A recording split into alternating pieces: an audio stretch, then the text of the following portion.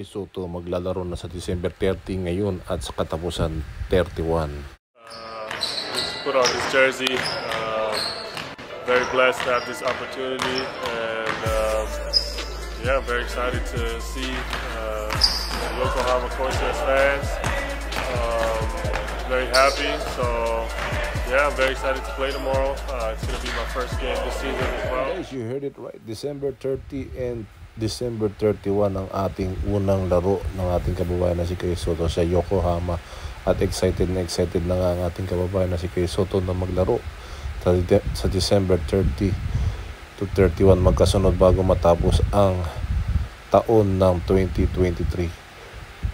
Merry Christmas and a Happy New Year sa ating kababayan na si Kay Soto. At talagang makikita na natin ang ating kababayan na si Kay Soto ang muling highlight ng kanyang laro sa Yokohama, at matutunghayan yan live sa B-League. At talagang ilang buwan lang hanggang March ang ating kababayan na si Kay Soto na maglalaro sa Yokohama. Abangan.